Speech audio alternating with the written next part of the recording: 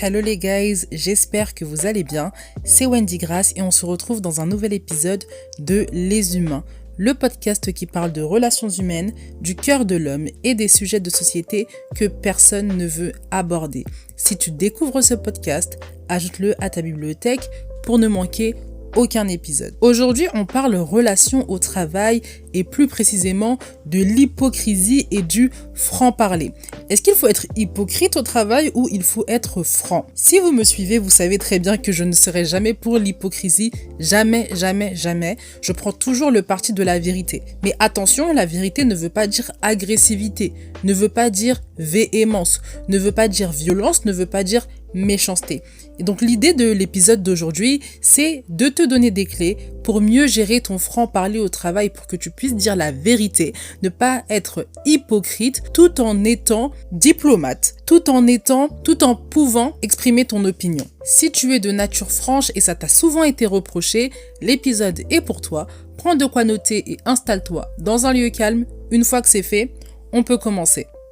Avant d'entrer dans les clés, les stratégies, j'aimerais mettre un peu de contexte et commencer par les définitions. C'est quoi la franchise concrètement?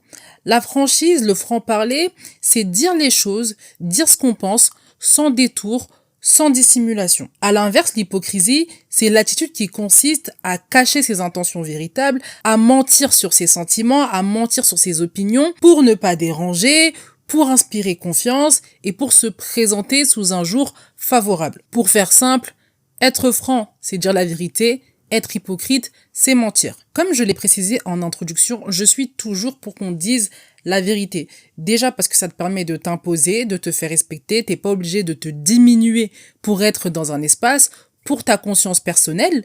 Parce que mentir, c'est pas sans effort. Être hypocrite, c'est pas sans effort. Ça vient avec un coup. Ça te prend à la conscience parce que tu te dis, je suis hypocrite alors que j'aimerais dire ma vérité. Donc pour toutes ces raisons, je te conseille de dire la vérité. Mais attention, vérité ne veut pas dire véhémence. Vérité ne veut pas dire agressivité. Vérité ne veut pas dire méchanceté. Être franc, c'est dire la vérité, c'est dire ce qu'on pense, c'est exprimer le fond de sa pensée. J'insiste bien, c'est exprimer le fond de sa pensée. Tu peux exprimer le fond de ta pensée en veillant à la forme. La forme, c'est une enveloppe, c'est ce qui va habiller ton propos. Mais le fond de ta pensée, il peut rester identique. Et ça, c'est pas être hypocrite, c'est être sage. Plus tu grandis, plus t'évolues, plus tu matures et plus tu sais que toutes choses ne sont pas bonnes à dire dans leur état le plus brut parce que ça va créer des frictions, parce que les humains ont des sentiments et parce qu'on pense long terme aussi. On est dans un environnement, là en l'occurrence au travail, mais ça peut aussi être appliqué aux relations personnelles où la relation après elle va durer. Donc comment je fais pour exprimer ma vérité, exprimer mon opinion tout en pensant long terme et en me disant, même s'il y a des frictions, même si ça va être difficile pour l'autre de digérer, que ce ne soit pas quelque chose qui soit insurmontable pour elle parce que la blessure que je lui ai infligée, elle est trop importante. Si tu as grandi dans un environnement où c'était le plus fort qui l'emportait, où c'était celui qui haussait le plus le ton qui l'emportait, pour toi c'est un peu compliqué d'envisager ce que je dis parce que t'as pas grandi dans un environnement où les gens faisaient attention à ce que tu ressens, toi tu faisais attention aussi à ce que les gens ressentent. C'est étranger pour toi. Mais c'est pas parce que c'est étranger que ce n'est pas vrai, que ça ne va pas t'aider, que tu vas pas en profiter. Si tu écoutes cet épisode, c'est qu'il y a de fortes chances qu'on te l'ait reproché. Il y a de fortes chances que ton franc-parler ait créé des problèmes. Et moi, ce que je te dis, c'est que tu peux garder ton franc-parler, tu peux garder ta franchise, et c'est une qualité dans un monde où les gens sont de plus en plus hypocrites, les gens sont de plus en plus faux, mais ta qualité, elle peut se travailler, elle peut se peaufiner. Les conseils que je donne ne sont pas pour te changer, pour faire de toi une personne qui n'est pas toi, mais ils sont là pour te faire grandir, ils sont là pour te faire progresser, ils sont là pour que tes relations soient plus saines et plus apaisées. C'est ce qu'on promeut ici dans le podcast. Donc j'insiste vraiment. Tu peux être franche, tu peux rester franc, mais fais attention à la forme que t'emploies. Aussi, toutes choses ne sont pas bonnes à dire. Il y a des choses que tu peux garder pour toi.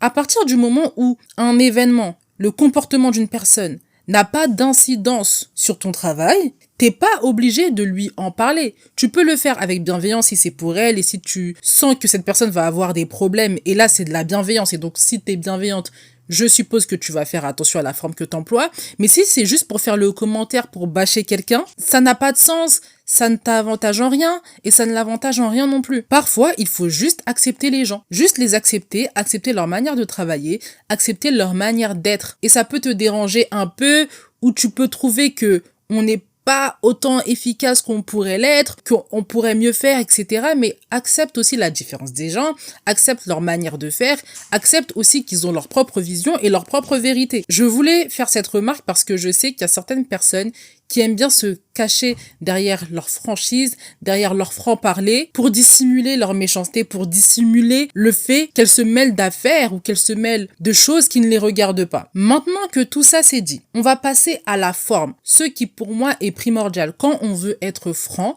quand on veut utiliser notre franc-parler, il faut faire très attention à la forme de notre propos. La forme, c'est une enveloppe, c'est une pochette, c'est ce qui va protéger et habiller ce que tu as à dire. Rappelle-toi que ce que tu vas dire est suffisamment blessant déjà et suffisamment dur à entendre pour ne pas l'habiller d'une forme, pour ne pas l'habiller d'une enveloppe. La forme, c'est vraiment important parce qu'on sait déjà que ce qu'on va dire, c'est tranchant. Si en plus la forme qu'on emploie, c'est une forme agressive, c'est une forme violente, le collègue va très mal le prendre. Et il aura ses raisons en plus. Pense un instant à toi. Tu préfères un collègue qui vient te reprocher quelque chose avec agressivité, avec méchanceté, qui te condamne, ou un collègue qui te fait une critique, qui te fait un reproche, mais avec bienveillance, en faisant attention à ce qu'il dit. Tu préféreras l'option numéro 2. Donc ce que t'aimerais qu'on te fasse, fais-le également à l'autre. Mais comment faire attention à la forme concrètement? Comment dire les choses sans être agressif, sans être violent? La première clé pour bien gérer son franc-parler, c'est d'éliminer toutes les expressions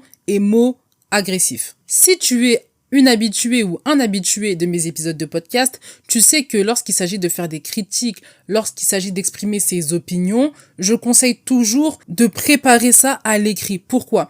Parce que tu vas avoir un temps d'écrit où tu vas être dans ta forme brute, où tu vas dire les choses comme tu le penses à l'écrit. Et tu vas te rendre compte en écrivant qu'il y a des mots agressifs, qu'il y a des mots que tu peux remplacer, qu'il y a des expressions que tu peux changer. C'est difficile de se rendre compte de son agressivité, de sa véhémence, de sa violence, lorsqu'on dit les choses comme on les pense, comme ça, sans les avoir préparées. On prépare son propos de sorte à ce qu'on puisse mieux gérer la forme. Comme ça, quand on va voir la personne, quand on va à la rencontre de cette personne, on a déjà travaillé sur ça, on sait quels mots il faut éviter, on sait quelles expressions il faut éviter. Ce que je te conseille, c'est de prendre une feuille et d'écrire tout ce que tu ressens, d'écrire tout ce qui ne te plaît pas, tout ce que tu reproches sans filtre. Ensuite, tu prends un stylo et tu entoures toutes les expressions et tous les mots agressifs, tous les mots violents. Tu prends une deuxième feuille.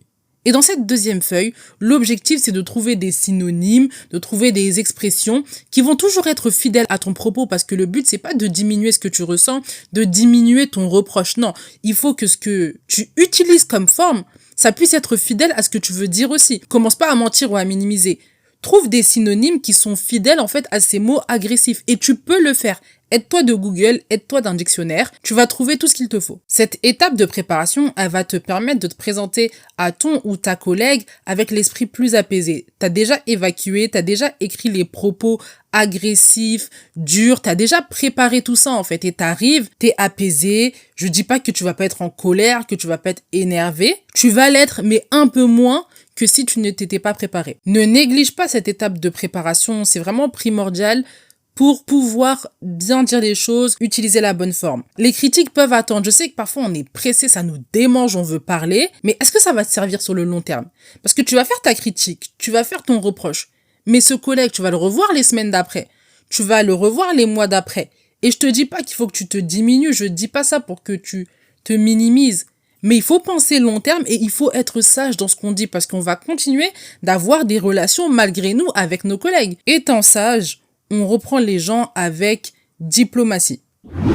La deuxième clé à utiliser pour gérer ton franc-parler au travail, c'est de parler de toi. C'est la base de la communication. Lorsque tu veux émettre un reproche, émettre une critique, utilise toujours le pronom moi-je. Ça te recentre au milieu du propos. Te mettre au centre, ça permet à l'autre de moins se sentir agressé. Et ça, c'est très important parce que ton propos va mieux passer, ta critique va mieux passer si l'autre se sent pas agressé. Donc, lorsque tu fais ton reproche, lorsque tu fais ta critique, utilise le moi-je, mets-toi au centre, exprime ce que tu ressens, les conséquences que ça a sur ton travail, les conséquences que ça a sur ta santé mentale, sur ton bien-être. Parle de toi. Aussi, quand tu fais ça, t'es en train de t'humaniser. T'es pas le juge, t'es pas la personne qui vient critiquer, reprocher, faire du mal à l'autre. Tu t'humanises, tu émets une critique, tu émets un reproche, mais tu parles de toi, tu parles de l'impact que ça a sur toi, et tu montres que t'es pas là juste pour critiquer pour critiquer. Tu critiques, tu émets un reproche parce que ça a des conséquences réelles en fait. Troisième clé pour bien gérer ton franc-parler au travail, c'est de dédramatiser. Une critique, c'est une critique. Un reproche, c'est un reproche et c'est rien de plus qu'un reproche ou qu'une critique. Malheureusement, comme on est tous sensibles, on a tous notre sensibilité et on a tous cette part en nous qui accorde de l'importance au regard des autres, on va avoir tendance à surestimer ce qu'est une critique, ce qu'est un reproche. C'est la même chose pour ton collègue ou ta collègue avec qui tu vas discuter, à qui tu vas émettre cette critique. Donc à l'esprit, garde ça et dis-toi que je dois faire comprendre à cette personne, je dois faire comprendre à ce collègue ou à cette collègue que c'est pas grave, qu'on va passer à autre chose, que les choses elles peuvent s'arranger, qu'il y a des solutions. Ce n'est pas grave, c'est pas la fin du monde. Donc toutes les attitudes de bouderie après cette discussion ou des attitudes de gêne, on met ça à la poubelle. On est des adultes, on se dit ce qu'on pense. Des fois ça plaît pas et il y a un temps où ça va pas plaire, il y a un temps où l'autre va être un peu gêné, va être un peu mal à l'aise, il se peut. Mais toi, tu vas pas commencer à te minimiser, tu vas pas commencer aussi à bouder parce que la personne, elle a réfuté ce que t'as dit ou elle a donné des arguments contraires, tu t'es pas senti écouté. Il va y avoir une solution. On peut en rediscuter après et à la fin de la journée, ce n'est pas grave. Donc, au cours de cette discussion et après cette discussion, dédramatise et montre à ce collègue ou à cette collègue que ce n'est pas grave. Il y a vraiment rien de grave. Et ce que tu dis, ce que tu as dit, ce n'est rien de plus que ce que tu as dit. C'est pas un jugement de valeur, c'est pas un jugement sur sa personne, c'est pas une condamnation. Quand on parle de forme, on parle aussi d'atmosphère, l'atmosphère qu'on crée pour que l'autre puisse se sentir pas non plus anéanti. En fait, la critique, le reproche qu'on émet, je le répète, mais il est suffisamment dur à avaler en tant que tel, juste parce que c'est une critique et qu'on a du mal avec les critiques. On a du mal. Donc si en plus tu crées pas une atmosphère où on peut quand même le recevoir avec un peu de facilité, ça va être compliqué. Et pensons au après. Après, ce collègue, tu vas le revoir. Ce collègue, tu vas devoir travailler en collaboration avec. Donc mieux vaut pour toi que la relation, elle ne s'abîme pas complètement.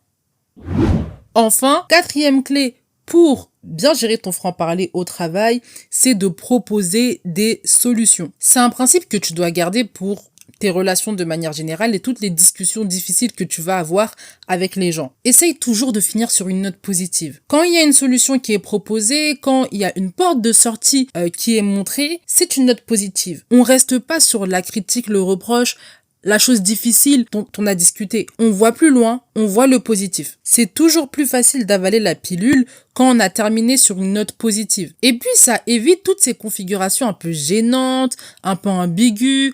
On ne sait pas comment se parler après cet entretien. On s'évite un petit peu, on se distance. Ça évite tout ça, en fait, de terminer sur une note positive. Ces solutions, pense-y lorsque tu fais ton écrit, lorsque tu fais ton étape de préparation. Comme ça, t'auras de quoi terminer la discussion, t'auras de quoi proposer à ton collègue ou à ta collègue, t'auras de quoi en fait terminer sur une note positive. Je rappelle l'importance de la préparation, l'importance de se préparer. Ne négligeons pas l'étape de la préparation. La préparation, ça nous permet de venir plus apaisé, avec une forme bien soignée, avec des choses concrètes à proposer, à dire. Donc j'insiste, prends le temps qu'il te faut pour te préparer, utilise les étapes que je t'ai données, tu vas voir, ça va faire toute la différence dans ta manière d'aborder cette critique, ce reproche. L'épisode touche à sa fin, j'espère qu'il t'a plu. J'ai vu avec toi comment bien gérer son franc-parler. Je t'ai donné des clés, des étapes à suivre pour que tu puisses dire les choses de façon diplomate sans te compromettre. Si l'épisode t'a plu, mets des étoiles et également partage-le à ton entourage. N'oublie pas aussi que tu peux t'inscrire à la newsletter avec le lien en bio. On parle aussi de relationnel. En attendant, médite bien cet épisode. On se retrouve dans le prochain. Bye!